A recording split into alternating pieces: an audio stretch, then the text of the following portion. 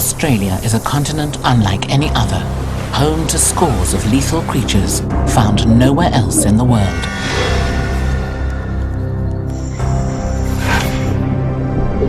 Some are faceless, others unforgettable, but all use ingenious methods to hunt, defend, and kill.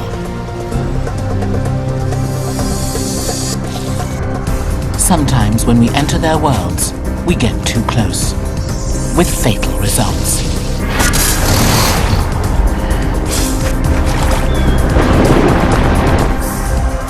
Prepare to come face to face with Australia's deadly dozen.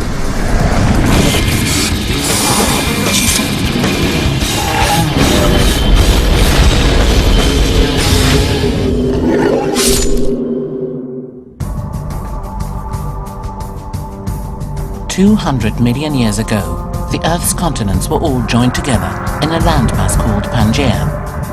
But when this supercontinent split apart, it spun a large piece into isolation.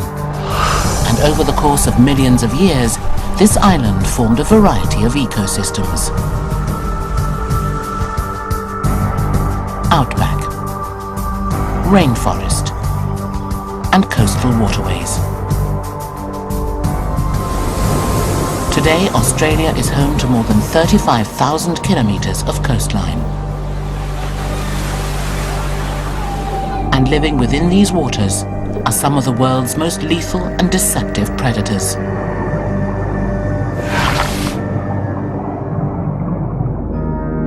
One of them is a creature we don't often think of as deadly.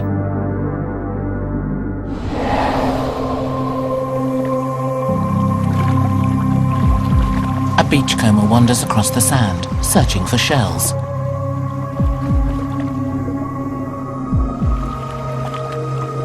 But this shell has a resident, and it doesn't want to be disturbed. It strikes in an instant, stunning its captor with a rush of agonizing pain. It's the cone snail, and it's armed with a secret weapon, venom. There are over 500 species of cone snail across the tropical and subtropical waters of the Indo-Pacific region. But Australia is home to the most toxic species, Conus geographus. It's found from Brisbane, north to Darwin, and west to Exmouth.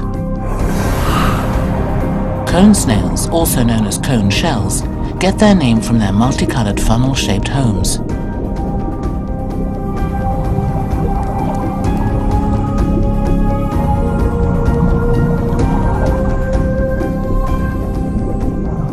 They hide in shallow waters during the day.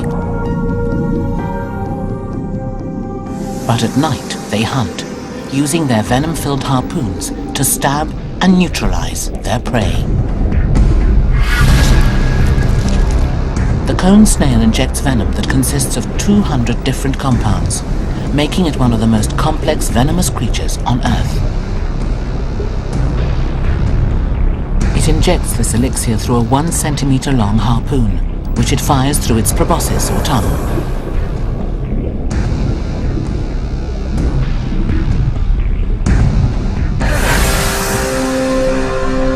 The toxins quickly paralyze and digest the fish, while the snail's mouth expands and engulfs it.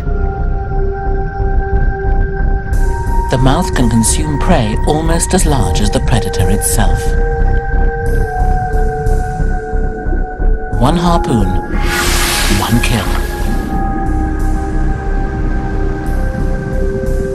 But at any given time, the snail's mouth contains nearly 20 harpoons in various stages of development. This creature is always armed. It's an efficient system for killing and protection, designed to compensate for the snail's inability to move quickly.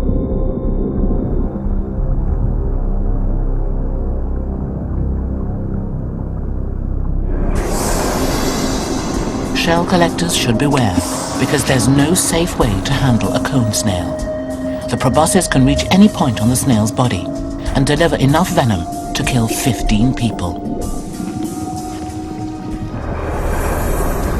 sting is excruciatingly painful.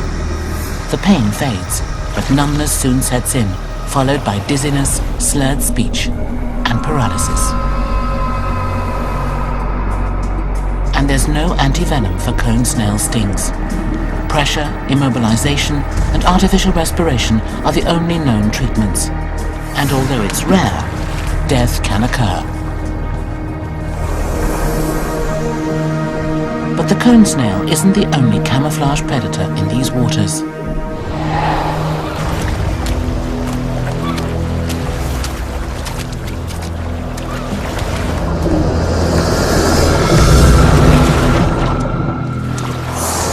What looks just like a stone is in fact a stonefish, the most venomous stinging fish in the world.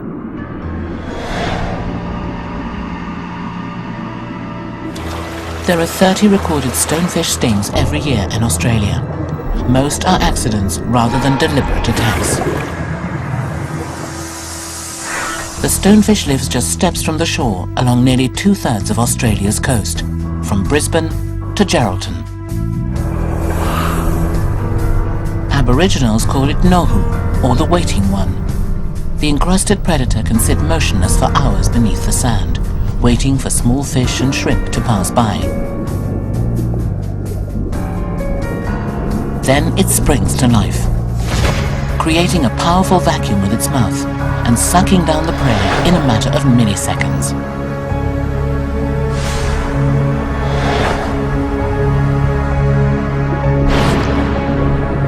But the stonefish isn't just a predator, it's also prey.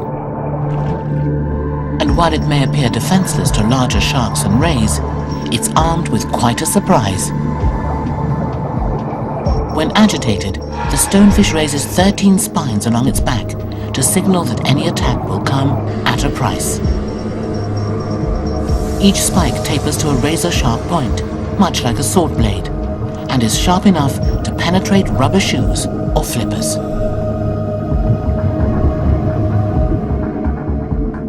The spikes also contain an additional defense: venom.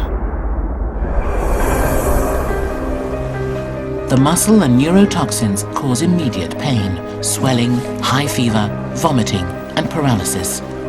Hot water can lessen the pain, but victims should seek immediate medical attention. Antivenom is recommended in most cases. Left untreated, stonefish stings can cause respiratory failure or heart trouble.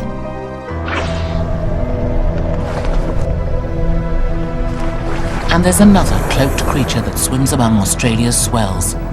Only this one can sting without being seen. An alien-like life force bobs on the surface. It's faceless, limbless, and toxic. When its tentacles unknowingly brush against a swimmer, it launches her into extreme pain.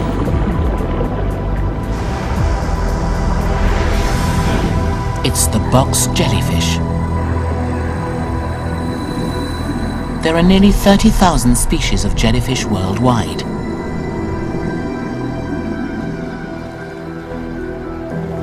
And the box jellyfish is the most toxic of them all. It's armed with venom that attacks a human's nervous and cardiac systems like no other creature on the planet.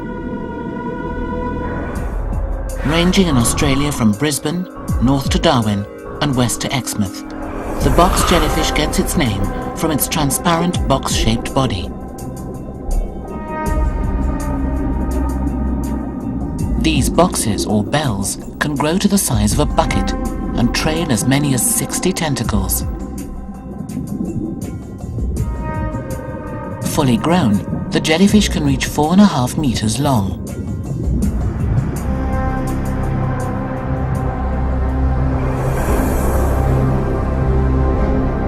Every centimeter of every tentacle contains millions of stingers, all ripe with venom. These stingers, known as nematocysts, act like mini hypodermic needles, each injecting a micro drop of venom directly into the victim.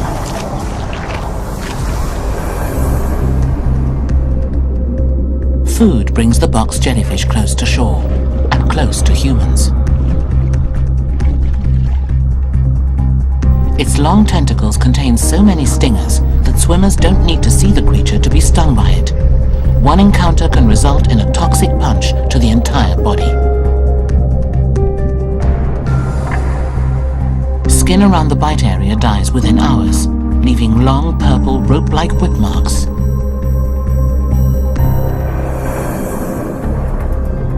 As the venom is absorbed, breathing quickly becomes distressed.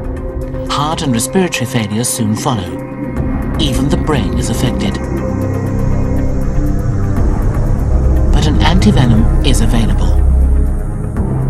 Of the hundreds of jellyfish stings that occur every year in Australia, few are fatal. The jellyfish reserves its real power for small fish and shrimp. It envelops its catch in its tentacles, paralyzing it almost immediately. Then draws it into its bell to be digested. A death to be seen by all.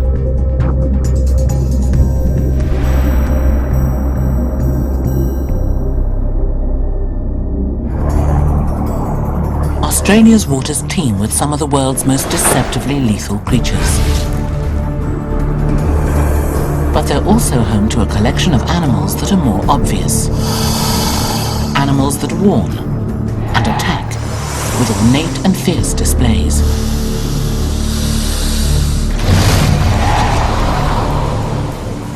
It sits perfectly camouflaged among the rocks, until it's discovered.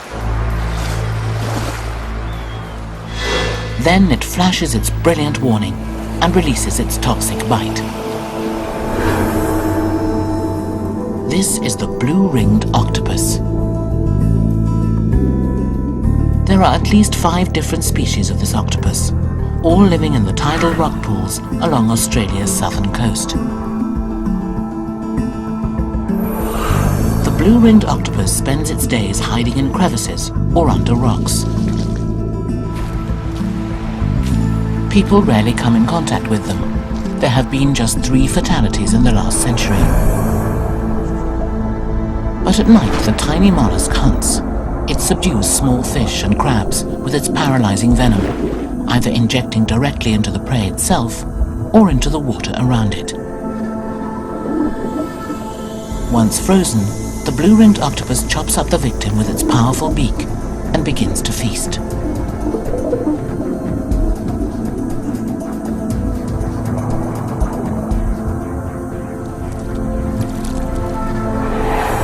When resting, the octopus is yellow with dark brown rings. But when provoked, the rings burst into bright peacock blue.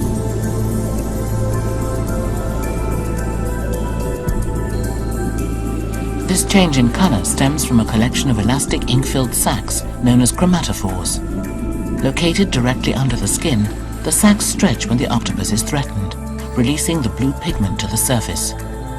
When the threat passes, the sacs shrink and the pigment disappears.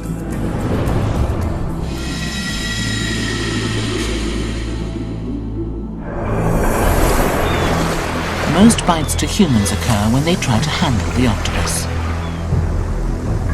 By the time the creature changes color, it's too late. The blue-ringed octopus's parrot-like beak can easily puncture the skin and the muscle beneath. The bite itself is relatively painless, but the venom is 10,000 times more toxic than cyanide and fast-acting. It attacks and freezes the victim's muscles, triggering the immediate loss of taste, touch, and sight. Left untreated, paralysis and respiratory failure can follow. Just one bite can kill an adult in 90 minutes, all from a creature the size of a golf ball.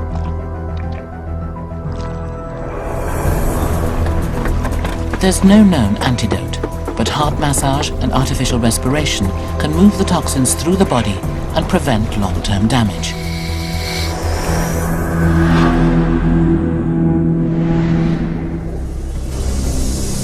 Another arresting predator also combs Australia's waters.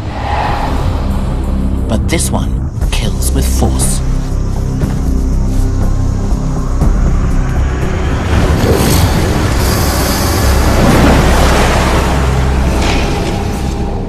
The saltwater crocodile, the largest croc in the world.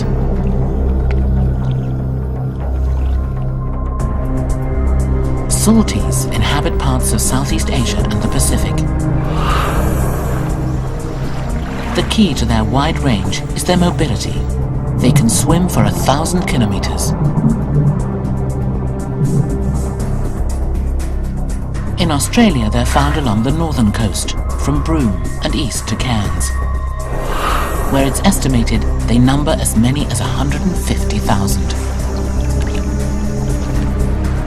They primarily inhabit brackish water around coastal areas. But they're also found in freshwater rivers, billabongs, and swamps. Descending from the age of dinosaurs, salties are fearsome predators. Their jaws pack a biting power of 1.5 million kilograms of force per square meter, while their bodies reach weights of 270 kilograms and lengths of over 6 meters. They are the largest reptiles on the planet.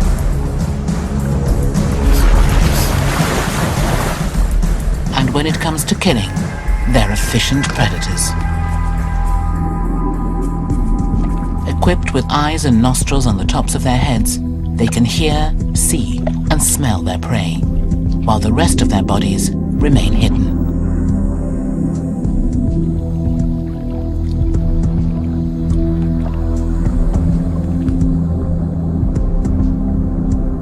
But with just one flick of their muscular tails, they can propel themselves out of the water and on top of their quarry.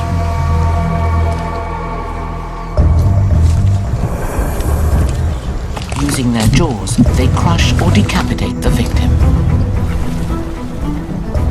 With larger prey, they clamp their jaws and turn the victim in a death roll, which kills through massive trauma and drowning.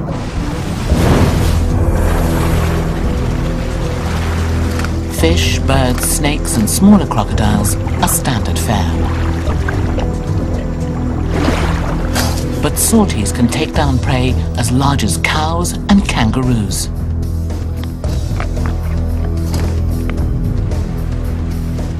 Salties consume their entire victims, bones, skin, hair, hooves, and will attack and eat any animal given the opportunity.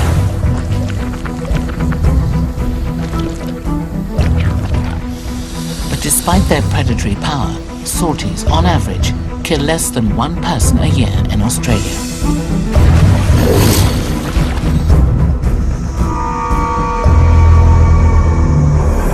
Living in Australia's waters, this pair of animals warn their victims before they attack, with some incredibly complex visual displays. And their warnings are best heeded, whether prey or passerby.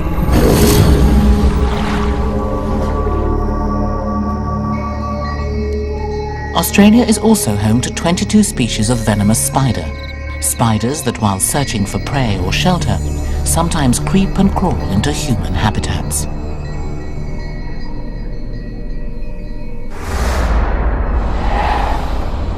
Sitting in the dim shadows of the shed, a female spider watches intently as her dinner scurries by. Suddenly, a hand invades her webbed domicile.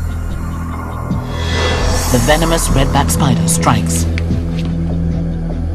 and the misery begins. The redback is a member of the widow family, and like her North American cousin, the black widow, has a telltale hourglass symbol on her belly.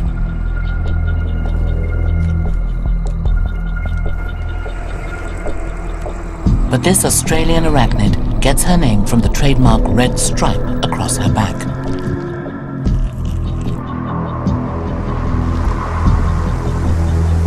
All this lethal power is in the body the size of a pea.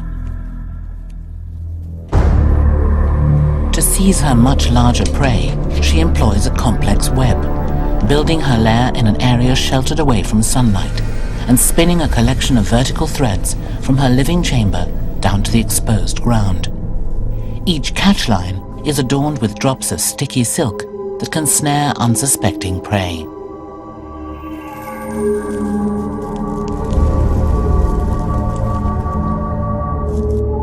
Insects, small lizards, and even juvenile snakes and mice are then quickly detained and enveloped in bands of sticky silk.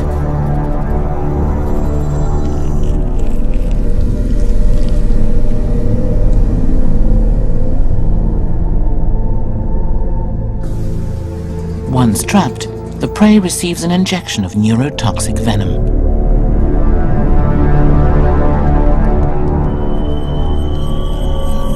The venom tenderizes and dissolves the insect tissue, converting it into a kind of soup.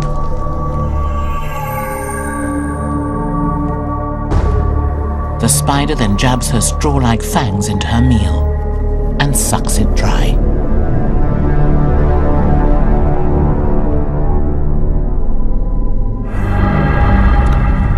She defends with her venom as well, usually when her web is disturbed.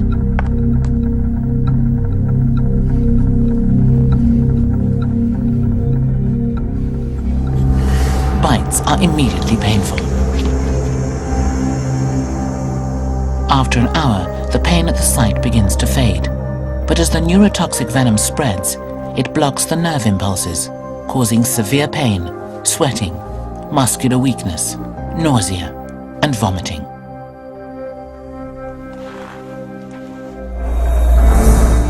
The redback lives throughout the continent, both indoors and out, so human encounters are common. There are nearly 600 bites every year, and almost half require anti-venom. Fatalities are rare. Children and the elderly, with their underdeveloped and compromised immune systems, are most at risk. There is much to admire about the spider with the red back, but it should be done from a distance. A much larger and more frightening spider also sometimes wanders into our homes. Its strike is so deep that it must be torn from the limb. But by then, it's too late. This woman has been bitten by the Sydney funnel-web spider, perhaps the most dangerous spider in the world. Without medical intervention, she could die within the hour. Male funnel-web bites deliver powerful venom known as atraxotoxin.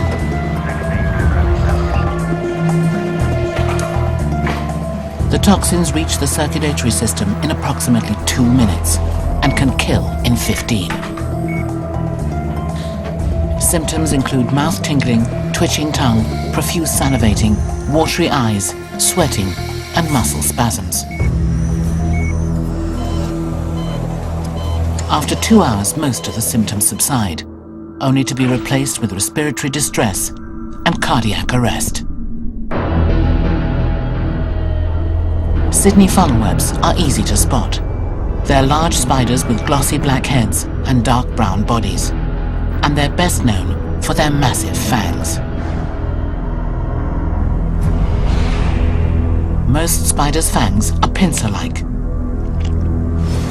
but the funnel webs are hardened and act like daggers. To work these daggers, they must raise their bodies up and strike down. And they strike repeatedly, with enough force to penetrate a human toenail. There are 36 species of funnel web spider in Australia. The Sydney funnel web resides mostly around the city of Sydney, north to Newcastle, and south to the Illawarra region. Funnel webs get their names from their distinctive cone-shaped burrows. They construct these silk-lined retreats within moist, cool shelters, under rocks or logs, or within earthen crevices. Funnel webs spend most of their lives in their burrows. But during summer and autumn, males leave their refuges in search of mates.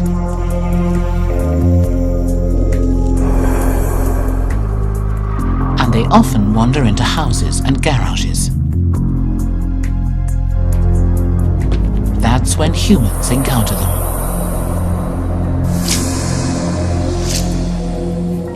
Since its introduction in the 1980s, funnel-web antivenom has been administered over 100 times, with no bite-related fatalities.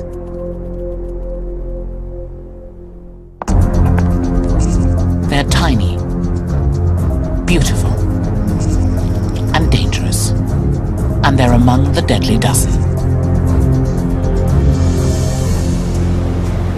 Over the millennia, Australia's isolation has led to the extraordinary evolution of many of its venomous creatures, including snakes.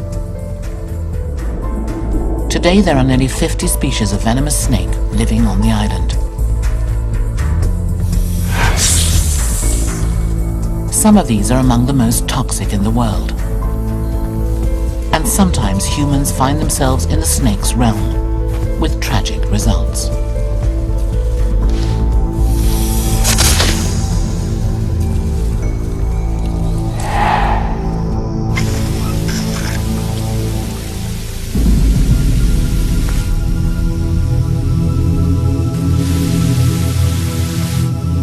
A snake spots a newly formed puddle and heads for a drink.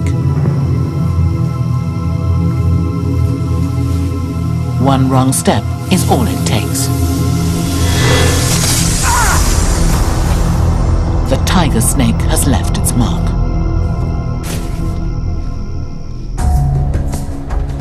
Australia is home to 2 species of tiger snake. It gets its name from its skin, usually a collection of yellow and orange bands. Not all tiger snakes are easily identified. Some are entirely black. But they all have a fierce tiger-like disposition. They are found throughout southeastern Australia, from Brisbane to the Eyre Peninsula, parts of Western Australia, and across the island of Tasmania. Tiger snakes are highly adaptable serpents that live in a variety of habitats: dry, rocky ground, woodlands, and swamps. Their prey varies as well: frogs, rodents, and a particular delicacy, muttonbird chicks.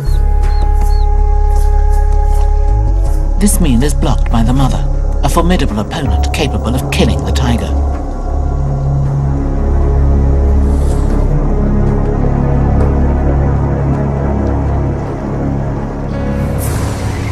Rather than risk injury, the serpent kills her first, clearing the way for a feast.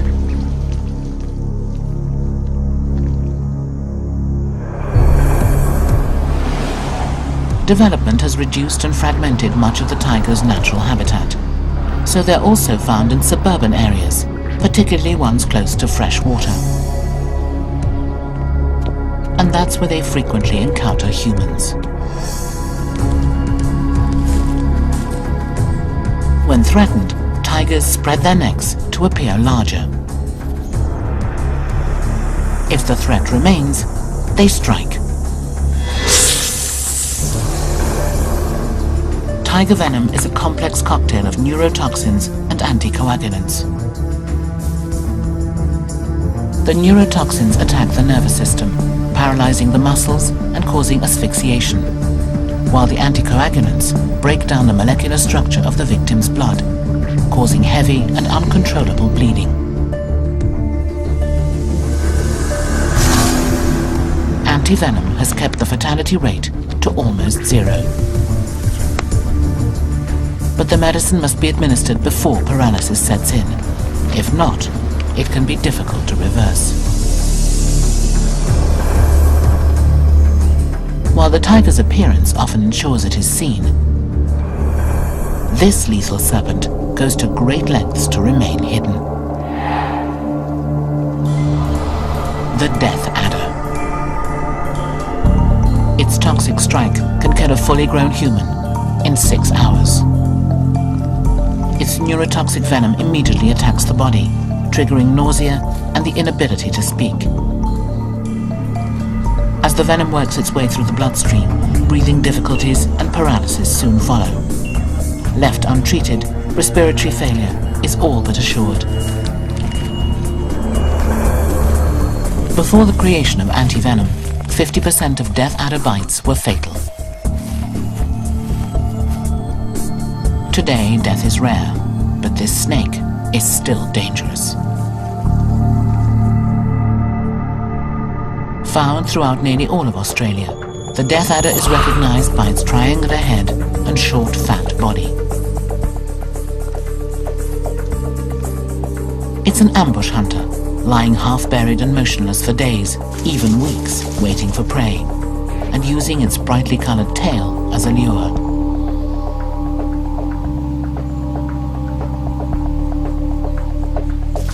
When birds or lizards approach, the tail twitches, resembling a grub or a small worm. It draws the prey closer until the death adder's strike is the fastest in Australia. Just a quarter of a second.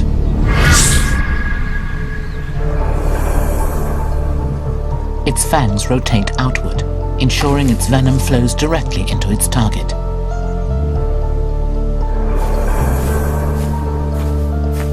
While most snakes move away from the first sign of danger, the death adder tends to sit tight and rely on its camouflage, earning it the nickname Death Adder.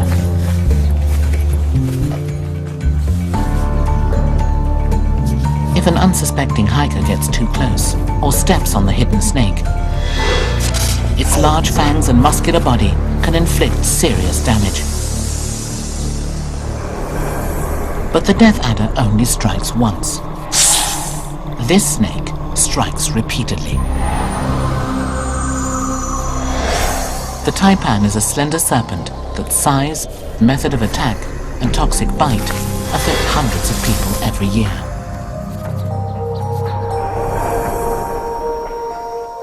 There are two species of taipan, the inland and the coastal. The coastal is the more commonly encountered of the pair. It generally lives in areas of northern and eastern Australia. At more than 3 meters, it's the continent's longest venomous snake. Its name from the Chinese translates literally as Big Boss. The inland has been found most often in sparsely populated areas of southwestern Queensland and South Australia. And while it's not as long as its cousin, it has the most toxic venom of any terrestrial serpent on the planet. Just 1 milligram, a drop about the size of a pinhead, can kill 1,000 mice.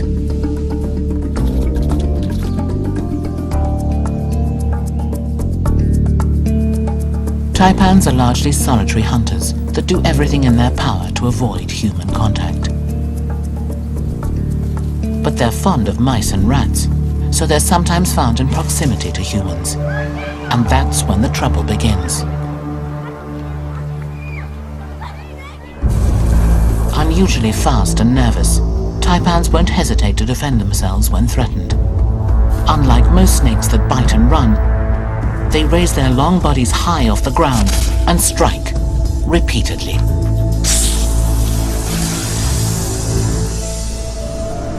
Some humans have been bitten as many as 8 times in a single attack.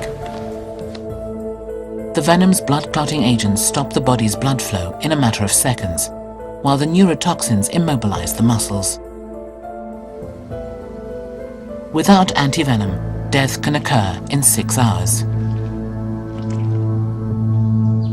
But the taipan isn't responsible for the most human fatalities in Australia. That distinction goes to the eastern brown snake. Although it primarily resides in the eastern half of the country, this slender-bodied serpent is highly adaptable, living in all types of environment, including the suburbs. It uses its flexible head to squeeze into sheds and barns when searching for rodents. It's this proximity to humans that makes the eastern brown responsible for the most snakebite deaths in Australia.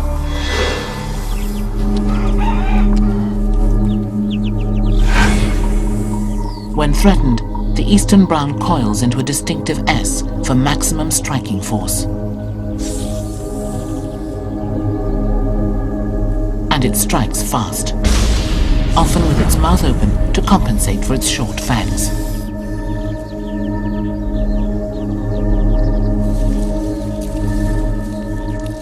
Its venom is a lethal combination of neurotoxins and anticoagulants that kill through massive internal bleeding, as well as heart, lung, and kidney failure.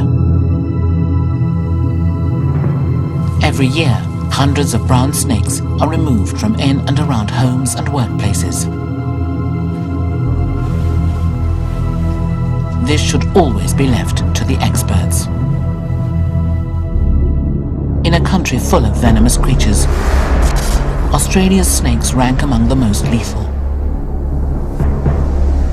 They're armed with an amazing array of methods to catch and kill prey.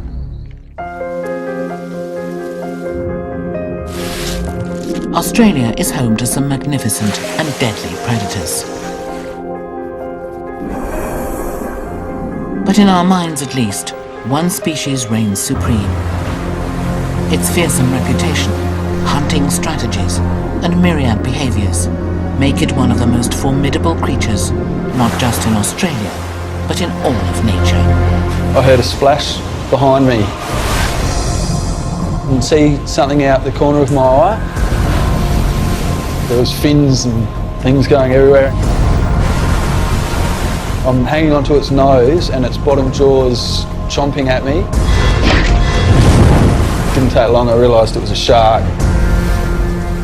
And not just any shark, a great white.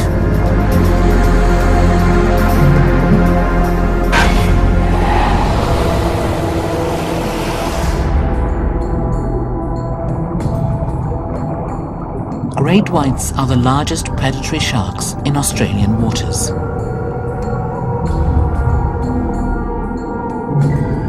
They are found in depths of around 900 meters, as well as close to the surface in nearshore waters.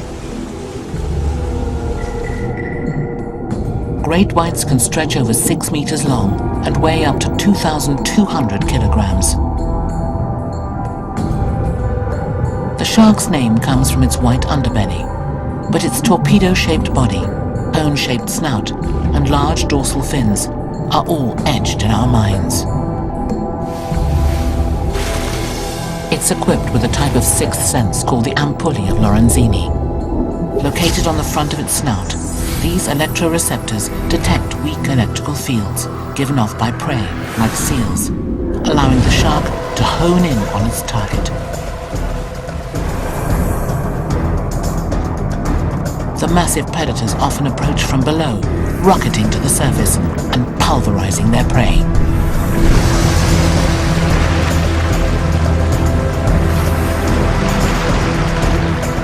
This technique not only makes the prey easier to see, but the predator harder to escape.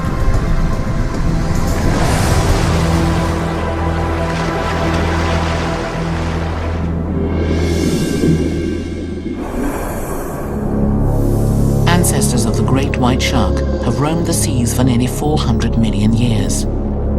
Today, they inhabit temperate oceans around the world, and occasionally the tropics. And great whites aren't bound by territorial ranges. They're one of the few species to travel the entire globe. Females have been tracked journeying from Africa to Australia and back in only 9 months, a total of more than 19,000 kilometers. One of the best places to witness great whites is Australia. They thrive in the waters off Kangaroo Island, a tiny isle on the south coast.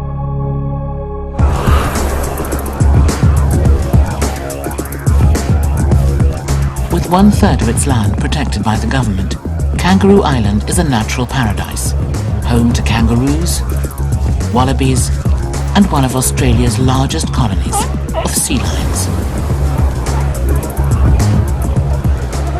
And where there are sea lions, there are sharks.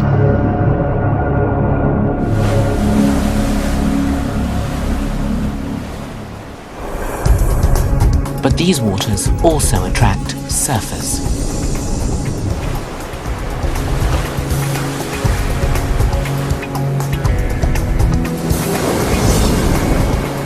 In September 2005, Josh Barris was celebrating his 26th birthday, surfing with friends at the island sanctuary. So I'm paddling out the back and it's beautiful, really glassy, really calm water, just with nice swells rolling in, and I thought then this is just an exceptional day.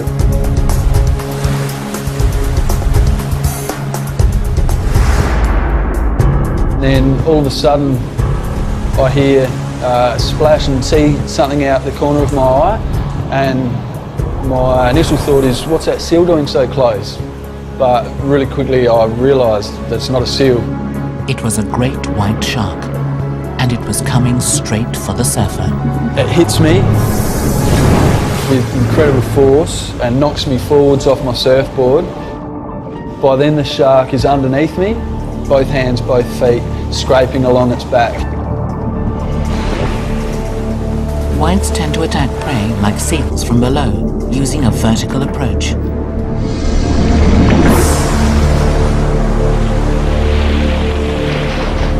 But when it comes to surfers, they often employ a horizontal attack, swimming straight at the target until they're roughly a meter away.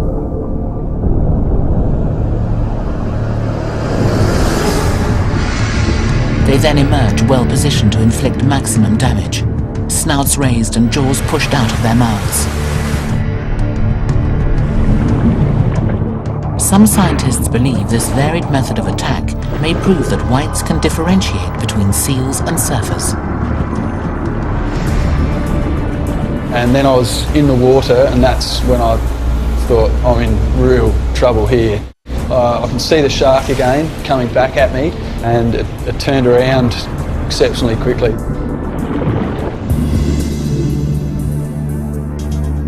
Most fish are cold-blooded, with body temperatures varying according to the temperature of the environment. But great whites are semi-warm-blooded. Their body temperatures remain at a relatively constant 23 to 26 degrees Celsius, even in cold waters. This allows the sharks to draw from their energy reserves for bursts of speed when pursuing more nimble prey.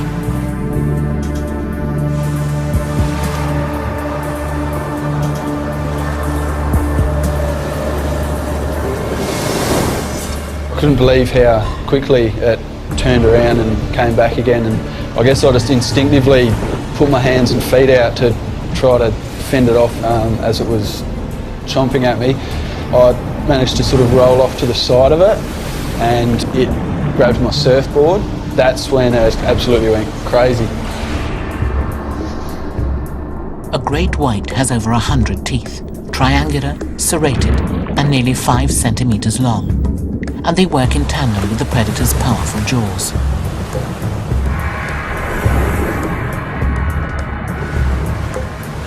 Once locked onto its prey, the shark throws its head from side to side, shearing and sawing flesh until a mouthful is torn. Great whites can bite with a force of more than 225 kilograms, and the 5-meter-long creature that attacked Josh was ready to bite. Although the shark had the surfboard in its jaws, Josh was still hooked to the board. I was getting dragged out to sea. I did get my leg rope off, and I watched it keep eating my surfboard. He turned to look for help and spotted a fellow surfer. But when he turned back round, he faced a chilling sight. The water's just dead calm, my surfboard's floating, and there's no shark. And I was sure it had left the surfboard to come back for me again.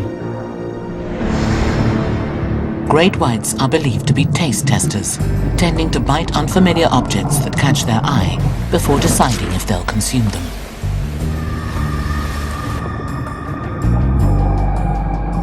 But they prefer fatty animals rich in energy, not humans. In fact, every year in Australia, great whites claim an average of only one person. Meanwhile, commercial fishing and shark control programs claim scores of these sharks every year. And because great whites don't begin breeding until 12 years of age, many of the animals killed are juveniles, triggering a potential population collapse. In response, Australia now protects the great white. That was probably the scariest part when it had all sunk in of what had happened. But once we got to the rocks, I was just amazed and ecstatic, and just couldn't believe how lucky I was that I'd survived it. Paramedics stabilized Josh and helicoptered him to a nearby hospital.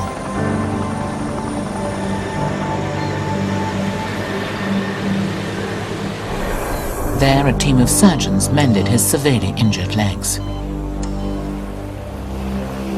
But with Josh's scars came a newfound respect for one of Australia's deadliest species. We're in their territory. We take a risk when we go surfing, but it hasn't stopped me going back in the water.